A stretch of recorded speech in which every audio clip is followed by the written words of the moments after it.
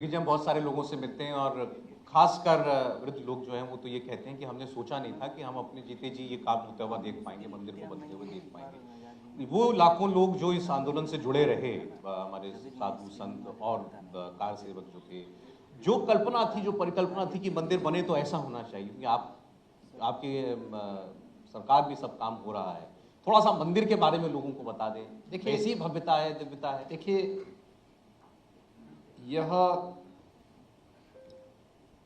कार्य सचमुच कठिन था, वैसे ही कठिन था जैसे त्रेता युग में राम सेतु का निर्माण एक कठिन कार्य रहा होगा। लेकिन प्रभु ने तो अपने सब कुछ पहले से रची हुई लीला है,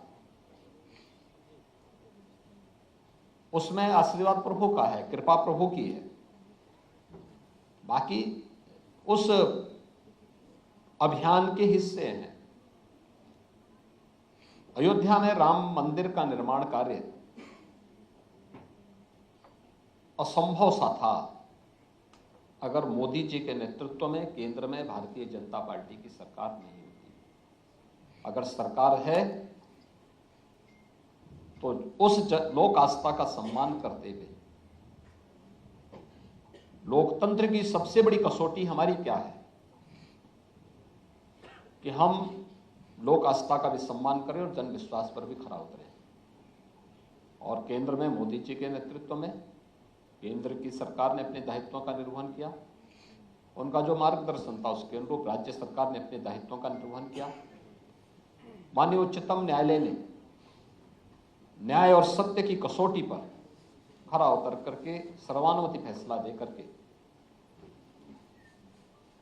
एक साहसिक निर्णय दे करके 140 करोड़ लोगों के मन में न्याय के प्रति एक सुदृढ़ आस्था को व्यक्त करते हुए अपना ऐतिहासिक फैसला भी दिया। और आज परिणाम हम सबके सामने है।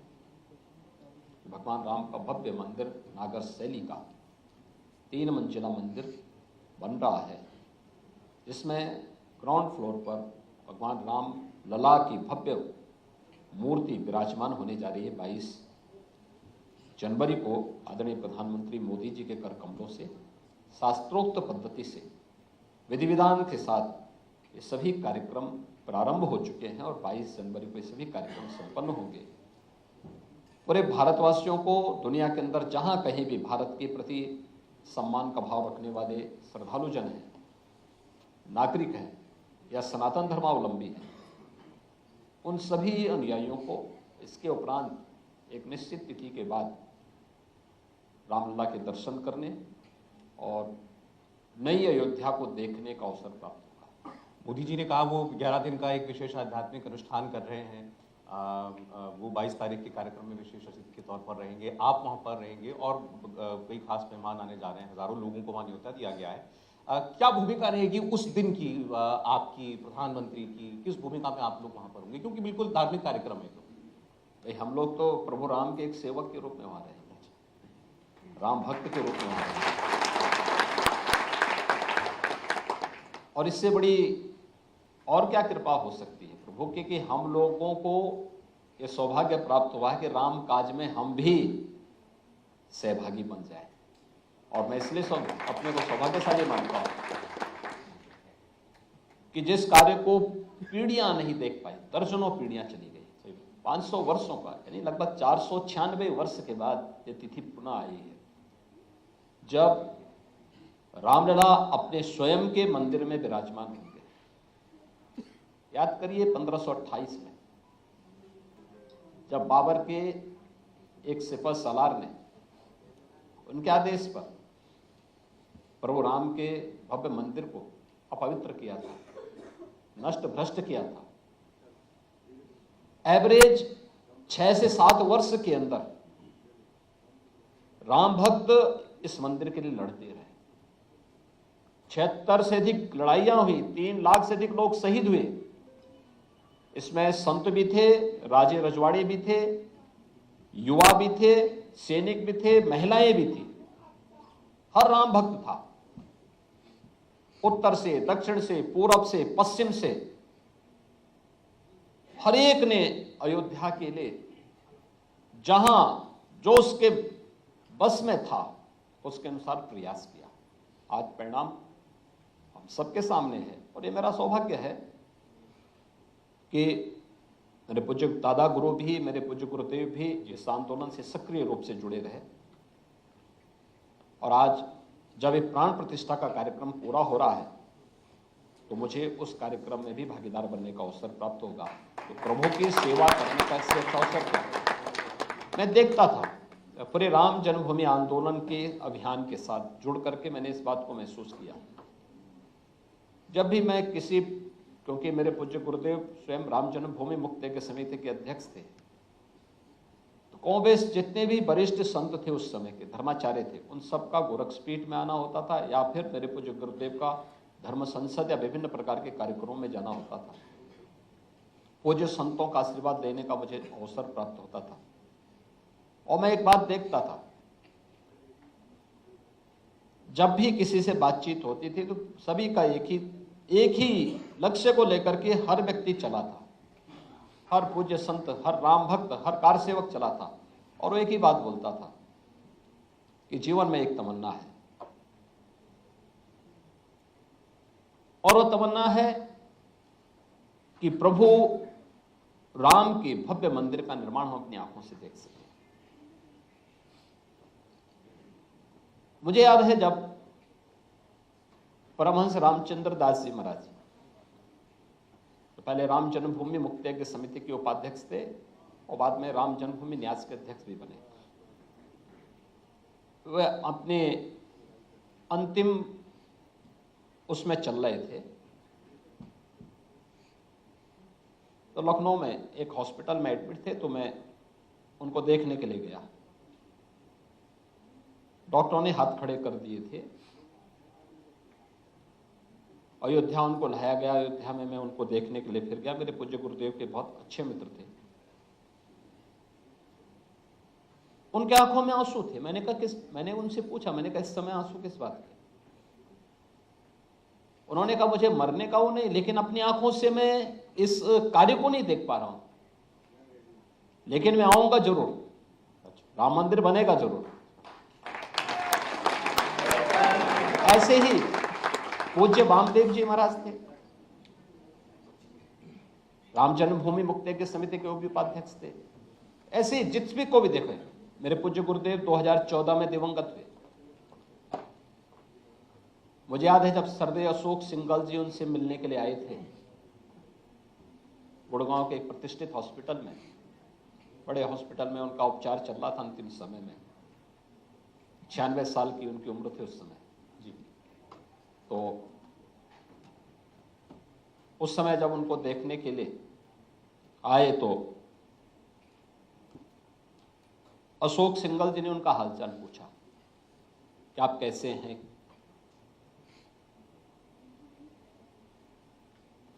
अंतिम उनके वर्ड यही थे कि मैं राम मंदिर के निर्माण कार्य को अपने सामने नहीं देख पा रहा हूं, बाकी कोई पीड़ा नहीं है। ये तो एक सामान्य, जिसने जन्म लिया उसको एक दिन मरना है, उसको जाना है। और जिस भी पूज्य संत से पूछो, जिस भी राम भक्त से पूछो, हर एक व्यक्ति की एक ही तमन्ना थी। तो स्वाभाविक रूप से दर्जनों पीढ़ियों में हमारी पीढ़ी सबसे सौभाग्यशाली है कि हम अपनी आंखों के सामने प्रभु राम के भव्य मंदिर के निर्माण कार्य को देख रहे हैं और उस कार्यक्रम को सफल बनाने में थोड़ा बहुत योगदान दे पा रहे हैं। थोड़ा बहुत नहीं, काफी। मैं क्या करूं भाई, जो भी हो सकता है भाई, जिसकी जितनी सामर्थ्य होगी वह उसी प्रकार से, वह उसके लिए उसी प्रकार से होता है। तो हम लोग उसमें सहभागी बन पा रहे हैं। तो यह हम लोगों के जीवन का ध्येय था और पूज्य संतों का संकल्प सिद्धि में परिवर्तित होते हुए अपनी भौतिक चक्षुओं से हम देख रहे हैं। तो स्वाभाविक रूप से इससे बड़ी प्रसन्नता और उत्साह और उमंग का दूसरा क्षण हो ही नहीं सकता है। यह अकल्पनीय है, अकथनीय है। इसको शब्दों में व्यक्त करना अत्यंत कठिन है। इसलिए हम लोग 22 जनवरी का मैं ही नहीं, मुझे लगता है कि दुनिया के अंदर हर सनातन धर्मावलंबी और भारत को विश्व मानवता की धरती कहने वाला दुनिया का हर व्यक्ति इस दिन की प्रतीक्षा कर रहा है और इस अभियान के साथ जुड़ना चाहता है। और आपने वही खुद कहा कि ये बड़ा नामुमकिन सा काम लगता था एक समय में, और ये बात सच है कि मोदी जी आए, उसके बाद इस काम को तेजी मिली। आपने कहा कि ये सौभाग्य आपका कि आप इस पीस के निमित्त बन रहे हैं। क्यों ऐसा असंभव सा लगता था एक समय में आपको भी? देखिए,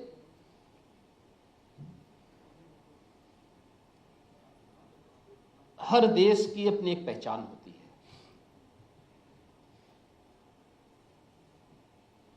उसका अपना एक गुण होता है। जैसे मनुष्य में भी आप देखेंगे, कोई सात्विक प्रकृति का होता है, कोई राजसिक प्रकृति का होता है, कोई तामसिक प्रकृति का होता है। हमारे यहाँ 4 वर्ण की व्यवस्था भी बताई गई है। सबके लिए अलग अलग उसके गुण धर्म भी बताए गए हैं, शास्त्रों में सब कुछ बताया गया है। ऐसे ही धरती का भी होता है, देश का भी होता है। भारत एक ऐसा देश है जहां पे आस्था को व्यक्ति सर्वोच्च महत्व देता है। यह देश अलग अलग कालखंड में उसकी सीमाओं को बहुत राजनीतिक रूप से भले वह छोटी बड़ी होती रही हो, राजे रजवाड़े थे, उनके अपने समय में उसका दायरा घटता बढ़ता रहा होगा। लेकिन शास्त्रों ने हजारों वर्ष पहले भारत की सांस्कृतिक सीमा को जिस रूप में रेखांकित किया, उत्तर से लेकर दक्षिण तक, पूरब से पश्चिम तक, वही सांस्कृतिक सीमा आज की राजनीतिक सीमा भी हमारी कमोबेश वही है।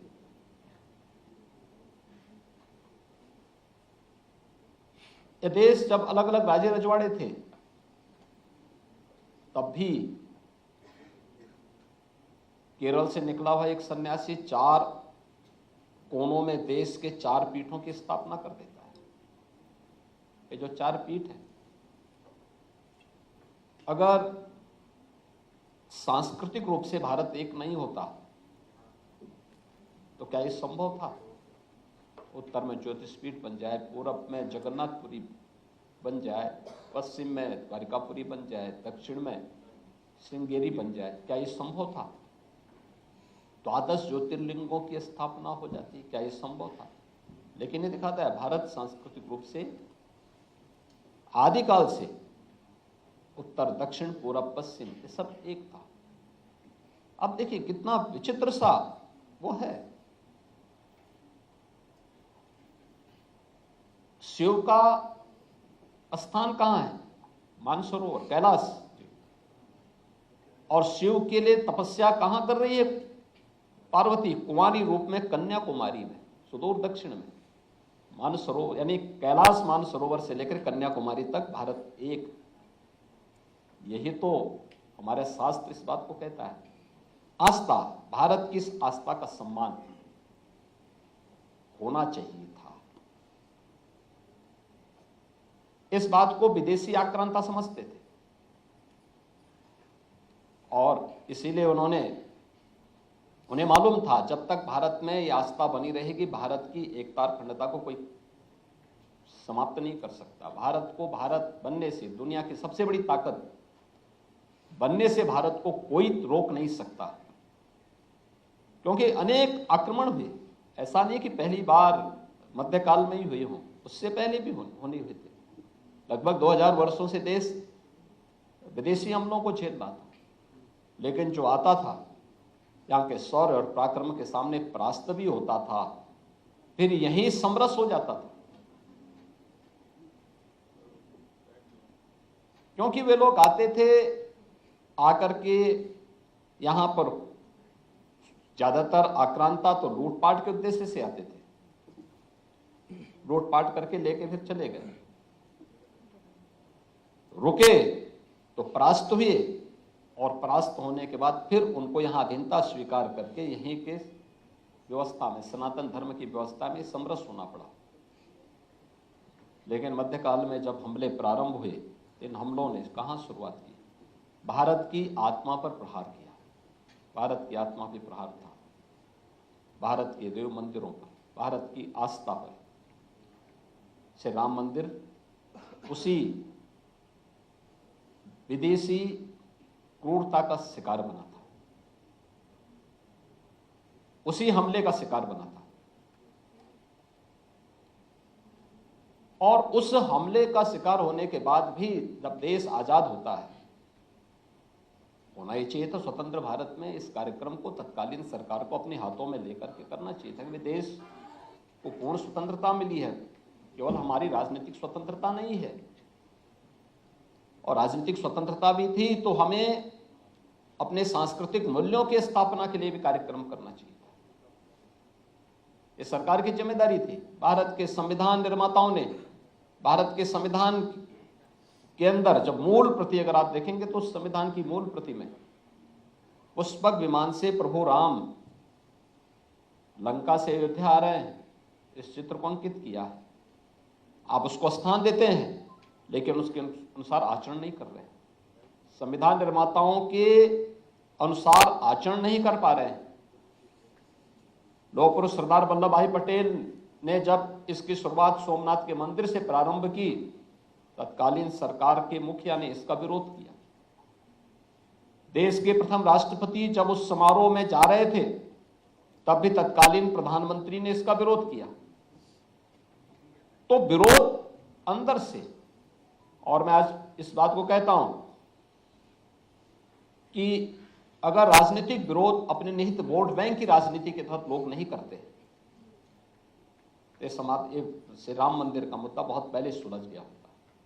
कुछ लोगों ने इसको अपने वोट बैंक बनाने के लिए आपस में लड़ाने का काम किया, और परिणाम हम सबके सामने है।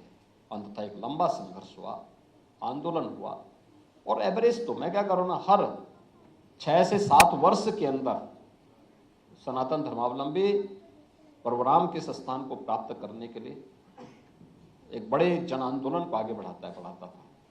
अपनी मांग को लेकर अडिग रहा, बिना झुके, बिना रुके, बिना डिगे वह लड़ता रहा। हाँ, उसने मर्यादा और संयम को नहीं खोया, क्योंकि प्रभु राम ने उसे मर्यादा का पाठ पढ़ाया था। उनका आदर्श हमें उसकी प्रेरणा देता है, उसका पालन किया, और अंततः विजयश्री हुई। और आज वहाँ पर अयोध्या में पवित्र राम जन्मभूमि पर भव्य मंदिर के निर्माण का कार्य। एक सवाल, बड़ा सवाल है आजकल, क्योंकि माहौल ऐसा है, राजनीति का चुनाव आने वाले हैं, तो लोग उछाल रहे हैं इस बात को कि भाई इस कार्यक्रम में किस बात का श्रेय जो है मोदी जी या योगी जी, आरएसएस, बीजेपी किस बात का श्रेय लेती है? कोर्ट के आदेश से हुआ है सब। आपने भी कहा कि मोदी अगर नहीं होते प्रधानमंत्री तो ये दिन अभी ना देख पाते। वो पूछते हैं ऐसा क्यों, अदालत ने किया है? तो हम कब बोल रहे हैं? श्रेय कहाँ ले रहे हैं हम लोग? हम तो राम भक्त बन के जा रहे हैं, सेवक बन के जा रहे हैं। किसने रोका था कांग्रेस को वहां जाने से? समाजवादी पार्टी को और अन्य दलों को किसने जाने से रोका? आमंत्रण तो सबको मिला है, सबको मिला है। और श्री राम जन्मभूमि तीर्थ क्षेत्र ट्रस्ट ने सबको आमंत्रण भी दिया है। राम भक्त बनकर के सब लोग आए ना। जैसे मैं जय श्री राम बोल सकता हूं, वे लोग भी बोले ना इतनी जोर से, बोलने की हिम्मत तो दिखाएं। देखिए, दोनों नहीं हो सकता है कि घर के अंदर टीका लगाएंगे लेकिन बाहर आएंगे तो गोल टोपी लेके घूमने लग जाएंगे। दोनों काम कैसे होगा? भाई, आप अपनी पहचान को क्यों छुपाना चाहते हैं? क्यों छुपा रहे हैं? और यही दुविधा उनकी जो है दुर्गति का कारण है। हमें कोई दुविधा नहीं, जो अंदर है जो बाहर है। घर के अंदर जैसा कपड़ा पहनते होंगे वैसे कपड़े पहन के बाहर भी जाते हैं, मंचों पे भी जाते हैं। कहीं जाना हो देश में, दुनिया में, वही बाना पहनेंगे। ऐसा थोड़े है कि जो है अलग अलग जगह अलग अलग बाना पहन करके लोगों को बेवकूफ बनाए। ये कोई रंगमंच नहीं है। हमें वास्तविक धरातल पर बात करनी चाहिए। और आए ना अयोध्या में, हम तो सबके स्वागत के लिए तैयार हैं। हमने कहा जो भी राम भक्त होगा सबका स्वागत करें। आपने भी कहा कि वोट बैंक की राजनीति थी, उसने इस काम को नहीं होने दिया अभी तक। आज वो आप पर आरोप लगाते हैं कि आप वोट बैंक बनाने के लिए, हिंदू वोट बैंक बनाने के लिए इस उपलक्ष्य का यूज कर रहे हैं। देखिए, मैं आज से राम जन्मभूमि आंदोलन से हम लोग आज से नहीं जुड़े हैं, बहुत पहले से जुड़े हैं। और मुझे लगता है कि राम मंदिर आंदोलन नहीं होता तो संभवतः मैं भी सन्यासी नहीं होता। आपकी प्रेरणा यही थी? हाँ, राम मंदिर आंदोलन एक प्रेरणा थी, महत्वपूर्ण प्रेरणा थी, क्योंकि राम मंदिर आंदोलन से ही मेरा जुड़ाव पूज्य महंत अबेद्यनाथ जी महाराज से हुआ। उस आंदोलन के साथ हम लोग सक्रिय रूप से जुड़े। और मैं इस बात को मानता हूं, ये तो हमारा सौभाग्य है कि प्रभु के किसी काम हम लोग भी किसी एक अभियान का छोटे से सिपाही बन करके, एक सेवक बन करके इस कार्यक्रम का हिस्सा बन पा रहे हैं। आखिर उन लोगों को किसने रोका? रोका किसने? क्या ये सच नहीं कि 1949 में तत्कालीन माननीय प्रधानमंत्री पंडित जवाहरलाल नेहरू ने अयोध्या में रामलला के भव्य मंदिर, जो उस समय रामलला प्रकटीकरण के समय मूर्ति हटाने का आदेश दिया था? क्या ये सच नहीं कि कांग्रेस मंदिर आंदोलन में पहले हमेशा बाधक बनती रही, लेकिन वह दुविधा के कारण डूब गई? समाजवादी पार्टी का चरित्र हर व्यक्ति देखता है, जानता है। अन्य दलों के चरित्र को भी हर व्यक्ति जान और देख रहा है। हम लोग जैसे पहले थे वैसे आज भी, जैसे निसंकोच इस अभियान के साथ जुड़े थे वैसे आज भी जुड़े थे। क्या मैं मुख्यमंत्री नहीं होता तो क्या मैं राम मंदिर आंदोलन के साथ नहीं जुड़ा होता? क्या तब भी बढ़ चढ़ करके भाग लेकर के इस आंदोलन के साथ कार्यक्रम में सबसे पीछे की कुर्सी में बैठ करके गौरवान्वित महसूस करता है। ये श्रेय और प्रेय का समय नहीं है, यह समय तो है भारत के आत्म गौरव की पुनर्प्राण प्रतिष्ठा का कार्यक्रम है। प्रभु राम लला के, राम लला तो परमपिता परमेश्वर है, सर्वव्यापी है, वे तो सर्वत्र व्याप्त हैं। लेकिन रामलला का जो विग्रह स्थापित हो रहा है, ये भारत के गौरव की पुनर्प्राण प्रतिष्ठा का कार्यक्रम है। इसलिए हर भारतवासियों को इसके साथ जुड़ना चाहिए। हमारा देश अपने स्वयं के गौरव की पुनर्प्राण प्रतिष्ठा कर रहा है, हम सब इसके साथ जुड़े। वो देखिए, आप बात सच है कि निमंत्रण तो सबको मिला था। हमने बीजेपी के अध्यक्ष से बात की, उन्होंने बताया कि हमने कोई इसमें ये नहीं रखा पैमाना कि इसको नहीं और उसको, सबको दिया। वो कह रहे हैं कि राम जी हमारे हृदय में बसते हैं, हम कभी भी जाएंगे दर्शन करने के लिए, हमें कोई आपत्ति नहीं है, ना हमें कोई रोकेगा। इस दिन नहीं जाएंगे लेकिन 22 तारीख को, क्योंकि ये तो मोदी जी का समारोह बना दिया। अगर राहुल गांधी ने कहा ये मोदी जी का समारोह बन गया, ये आरएसएस का समारोह बन गया, राम जी का समारोह नहीं रह गया। याद रखना, हम लोग तो राम मंदिर के लिए पहले भी काम करते थे, वहां दर्शन पहल करने पहले जाते थे। चुनाव के समय यही कांग्रेसी लोग जाते थे मंदिरों में। चुनाव आएंगे लोग तब दर्शन करने जाएंगे। चुनाव की घोषणा होने दीजिए, सब मंदिर भटकते हुए दिखाई देंगे। लेकिन चलिए, ईश्वर उनको सद्बुद्धि दे और उनको मंदिर आने के लिए और भी अच्छी प्रेरणा दे। उनका कहना है कि हम धर्म कभी इस पर रोड कर नहीं चलते, भाजपा की तरह निजी विषय है, धर्म व्यक्तिगत विषय है, इसका इस तरीके से समारोह नहीं बनाया जाना चाहिए जिस तरीके से बनाया जा रहा है। देखिए, धर्म और पंथ और उपासना विधि में उनको अंतर महसूस करना चाहिए। देखिए, इसी को कहते हैं कि वह वास्तविकता को अभी भी समझ नहीं पा रहे हैं। सनातन धर्म सनातन धर्म पंथ और उपासना विधि नहीं है।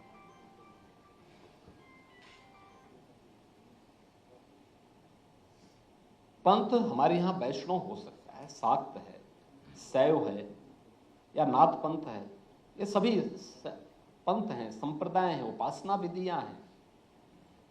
इस्लाम है, ईसाईयत है, सिखिज्म है, बुद्धिज्म है, ये या जैनिज्म है, ये उपासना विधियां हैं।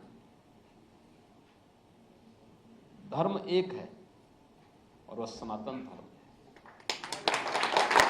तो मानवता का धर्म है।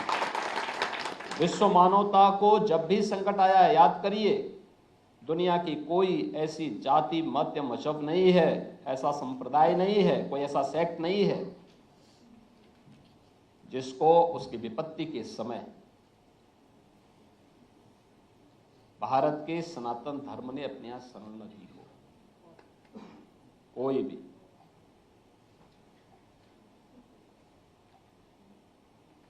कभी किसी भारत के शासक ने और किसी सनातन हिंदू धर्मावलंबी ने तलवार के बल पर दुनिया के किसी हिस्से पर कब्जा भी नहीं किया। याद करिए, प्रभु तो लंका में गए, लेकिन लंका में जाने के पहले उन्होंने विभीषण का राज्याभिषेक भी कर दिया था। कृष्ण कंधा पर विजय प्राप्त की, लेकिन सुग्रीव का राज्याभिषेक किया, स्वयं वहां की राजधानी में भी पैर नहीं रखे, और फिर सुग्रीव से भी सुनिश्चित करवा दिया कि नहीं, तुम्हारे बाद उत्तराधिकारी यहां का कोई राजा बनेगा तो अंगद बनेगा, क्योंकि अंगद के पिता बाली अपने कुछ पाप कर्मों के कारण इस धरती पर रहने लायक नहीं था, इसलिए उसको उसके पाप से मुक्त करने के लिए मारा गया है। लेकिन उसका सुग्रीव के बाद कृष्ण कंधा का राजा कोई होगा तो अंगद होगा, यह भी प्रभु ने अपने समय में करवाया था। जो उस समय की प्रेरणा राम की है, उसे सीखें तो लोग, कुछ जाने तो प्रभु तो सारे कार्यक्रमों को स्वयं उन्होंने रचा है। तो मुझे नहीं लगता है कि ये लोग थोड़ा भी समझने का प्रयास करते तो ये भूल करने का प्रयास नहीं करते। निमंत्रण नहीं ठुकराते आगे। हाँ, ये भूल नहीं करते। लोग आते, राम मंदिर में भाग लेते, कार्यक्रम का हिस्सा बनते। मुझे लगता है कि जो आएगा श्रेय तो उसी को मिलेगा। श्रेय तो सारा आपने, मोदी जी ने ले लिया। अब श्रेय लेने के लिए आपने नहीं लिया, लेकिन लोगों की नजर में तो आप ही दोनों नहीं। जो सामने देखेगा, जो कार्य करेगा, जो सेवा के कार्य में जुड़ा रहेगा, लोग यूरोप घूमते रहेंगे और भारत के लोग इनको यहाँ पे जो है पूजेंगे। अभी तो वो न्याय मांगते हुए घूम रहे हैं। न्याय तो यानी जिंदगी भर अन्याय किए हैं, अब कौन सा न्याय करें। अच्छा, योगी जी, ये भी इस बीच में चर्चाएं चली कि जिस तरीके से जनता तक पहुंचे, देशवासियों तक पहुंचे कार्यकर्ता, खासकर उसमें बीजेपी के लोग थे, अक्षत बांटे गए करोड़ों घरों के अंदर। हमारे घर भी आए लोग, कहा कि 22 तारीख को आप भी कार्यक्रम में अपने यहीं से मंदिर से शामिल होइएगा। राम जी का एक फोटो भी देते हैं, राम मंदिर का एक चित्र भी आपके घर के बाहर लगा करके जाते हैं।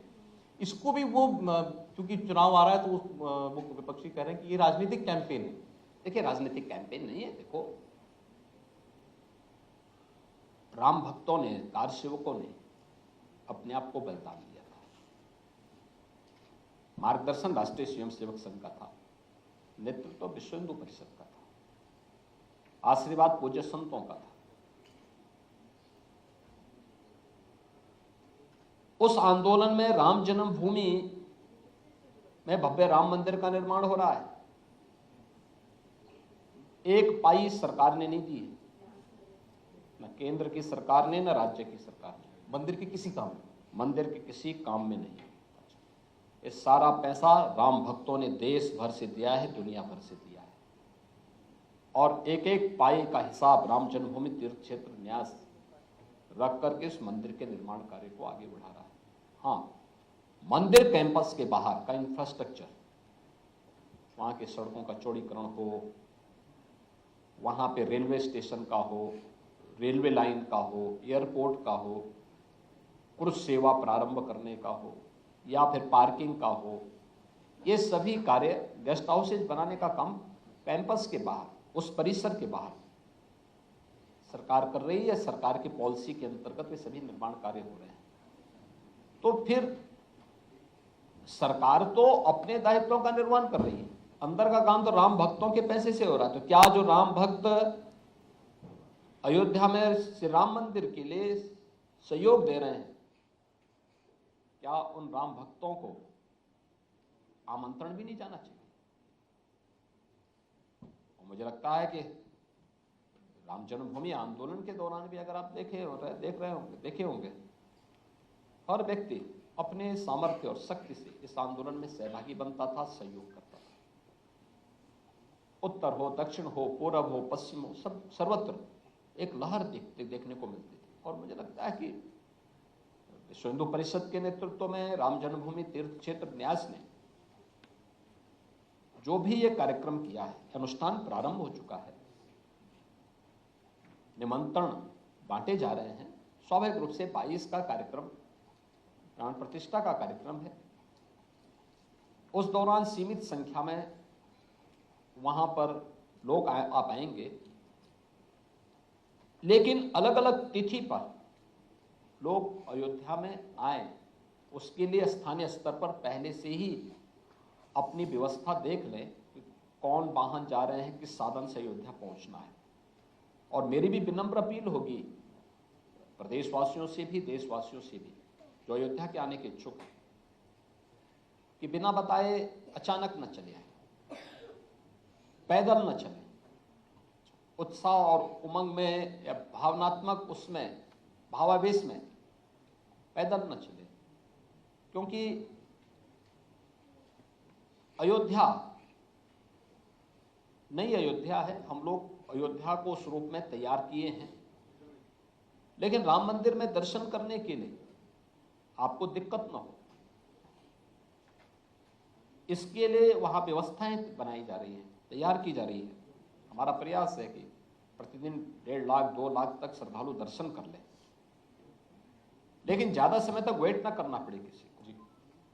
इन चीजों को भी ध्यान रख करके सारी व्यवस्थाएं की जा रही हैं। इसलिए स्थानीय स्तर पर जो लोग अक्षत लेकर के गए हैं या अन्य जो सहयोगी संगठन है, उनके साथ संवाद बना करके वे उस तिथि के साथ वहां पे आने वाले राम भक्तों के जत्थे के साथ में अयोध्या आएंगे तो आसानी से दर्शन भी कर पाएंगे और आसानी से उन कार्यक्रमों फिर एक लंबे समय तक तो चलना है, तो कभी भी राम मंदिर में इसके बाद दर्शन किया जा सकता, कोई समस्या नहीं आएगी। वहां पे सारी व्यवस्था उनके लिए अयोध्या में रहेगी। लेकिन योगी जी 23 से तो दर्शन के लिए मंदिर खुल जाएगा, तो मतलब तब तो आप रोका नहीं जा सकता कि कितने लोग आएंगे, पता नहीं। आवश्यक अरेंजमेंट वहां किए जा रहे हैं और 24-25 के बाद ही वहां पे राम मंदिर आम भक्तों, सामान्य श्रद्धालुओं के लिए और लोगों के लिए खुलेगा दर्शन। हम लोग जब पहले, मैं भी जब कई बार अयोध्या गया हूँ, इससे पहले इस डेवलपमेंट के फेज से पहले थोड़ी छोटी सी अयोध्या जी थी, वही एक बीच की सड़क है, हनुमानगढ़ी को सड़क जाती है, फिर आगे सरयू जी को सड़क जाती है, तो इधर राम मंदिर के लिए रास्ता जाता है। इतने सारे लोग, लेकिन अब जब आएंगे उनके लिए व्यवस्थाएं, खाने पीने की जगहें, धर्मशालाएं, रुकने के लिए होटल, सड़कें, हर चीज को आपको एक अलग पैमाना देना पड़ा होगा अयोध्या को, मतलब एक नया शहर बसाने जैसा होगा। देखिए, उसमें आज से 10 वर्ष पहले या 5 वर्ष पहले ये कल्पना थी कि अयोध्या के अंदर 4 लेन की सड़कें होंगी। इससे पहले एक कल्पना थी कि अयोध्या में रेलवे की डबल लाइन से जुड़ेगा। इससे पहले लोग कल्पना भी नहीं करते थे कि अयोध्या में इंटरनेशनल एयरपोर्ट होगा। सरयू नदी में क्रूज सेवा प्रारंभ होगी। लेकिन आज ये सब वास्तविक हकीकत है। जो व्यक्ति 5 वर्ष के बाद अयोध्या जाएगा वो अयोध्या को पहचान नहीं पाएगा। जर्जर भवन सब गायब है। अब अच्छे खासे एक जैसी फसाड में, एक जैसी डिजाइन के साथ अयोध्या के अंदर सड़कें बन चुकी हैं, भवन बन चुके हैं, मल्टी लेवल पार्किंग बन चुके हैं, 821 एकड़ लैंड में इंटरनेशनल एयरपोर्ट बन चुका है। आज भी इस कार्यक्रम के आने के ठीक पहले हम लोगों ने अयोध्या से कोलकाता के लिए और बेंगलुरु के लिए वायु सेवा प्रारंभ की। यानी अब तक अयोध्या से दिल्ली, मुंबई और अहमदाबाद के बाद कोलकाता और बेंगलुरु, ये 5 सिटी को जोड़ा जा चुका है और ये निरंतर बढ़ता जा रहा है। ऐसे ही अयोध्या के अंदर पंचकोसी, 14 कोसी और 84 कोसी परिक्रमा ये भव्य रूप ले रहा है। वहां के आश्रम, वहां के अन्य महत्वपूर्ण स्थल जो तीर्थ स्थल थे, जिनके अपनी महत्व थी, उन सबको भी वहां सजाया संवारा जा रहा है। तो ये अयोध्या नई अयोध्या के रूप में स्थापित हुई है। बहुत कुछ हुआ है, बहुत कुछ कार्य आगे होने जा रहा है। अकेले अयोध्या पे वर्तमान में 31,000 करोड़ रुपए से अधिक के प्रोजेक्ट या तो जमीनी धरातल पर उतर चुके हैं या उस पर कार्य चल रहा है और अगले 10 वर्ष के अंदर अकेले अयोध्या के लिए 1 लाख करोड़ रुपए के नए प्रोजेक्ट आ रहे हैं। बस साढ़े 1 लाख करोड़। हाँ, अब देखना अयोध्या बदल जाएगी। दुनिया की सोलर सिटी के रूप में अयोध्या स्थापित हो रही है। अयोध्या नए भारत की नई अयोध्या होगी जो दुनिया की सबसे खूबसूरत और सबसे सुंदर नगरी होगी। देखिए, मैं तो खुल के कहता हूँ, इसका श्रेय सबसे पहले आपको देना चाहूँगा, क्योंकि फैसला बाद में आया, लेकिन आपको मुख्यमंत्री बनने के बाद वहाँ पर दीपोत्सव शुरू कर दिया था दिवाली के मौके पर, और तभी से अयोध्या चमकनी तो शुरू हो गई। हमने कहा ना कि मैं तो राम भक्त हूँ। राम भक्त होने के नाते प्रधानमंत्री जी ने, पार्टी ने मुझे अवसर दिया। वहां जाकर के हम लोग पहले ही दिन से भिड़ गए थे। भाई, रामनवमी का अवसर अच्छा होना चाहिए, भक्तों को, जो आने वाले राम भक्त हैं उनका ख्याल रखा जाना चाहिए। अयोध्या के आयोजनों को हम इस रूप में प्रस्तुत करें कि वो दुनिया के लिए एक मानक बने। और आप देख रहे होंगे कि आज अयोध्या में दीपोत्सव का आयोजन, यह अयोध्या का एक यूनिक इवेंट बन चुका है। बिल्कुल, अयोध्या की ब्रांडिंग का सबसे सशक्त माध्यम बन गया है। वहां के घाटों को आप देखिए, पहले गंदगी का अंबार होता था, पानी वहीं सड़ता रहता था। आज आप देखिए लंबे घाट, लाखों श्रद्धालु एक साथ वहां स्नान कर सकते हैं। तो ये तो अयोध्या को नहीं पहचान। एक बात लेकिन जी मन में रहती है हमेशा, क्योंकि राम का नाम पैदा होने से लेकर के हमारे धरती से जाने तक में राम का नाम हर व्यक्ति के साथ जुड़ा रहता है। हम उठते राम राम करते हैं, किसी को मिलते हैं तो राम राम करते हैं। ये राम की नगरी की सुध क्यों नहीं आई आज तक किसी को? मुझे अखिलेश जी का स्टेटमेंट याद है, उन्होंने कहा था हम मंदिर बनाते, इससे जल्दी बना देते, इससे भव्य बना देते, लेकिन अयोध्या की सुध किसी ने क्यों नहीं की? देखिए, मैंने कहा ना, राम के महत्व को नहीं समझा। आप मुझे एक बात बताइए,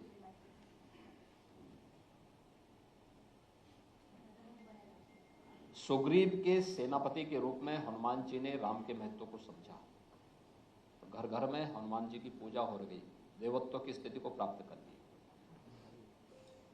मारीच राजकुल में पैदा होता है, लेकिन प्रभु की अवमानना करता है तो दुर्गति को प्राप्त हो जाता है। तो बड़े घर में पैदा होने भर से कोई महान नहीं हो जाएगा।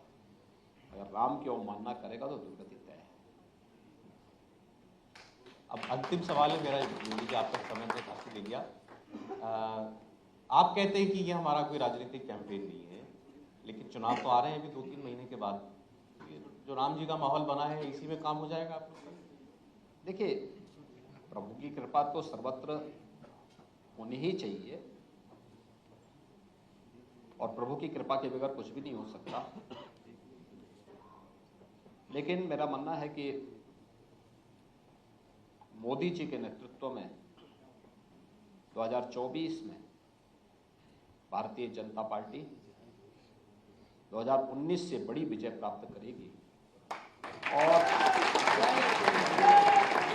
मोदी जी तीसरी बार देश के प्रधानमंत्री बनेंगे।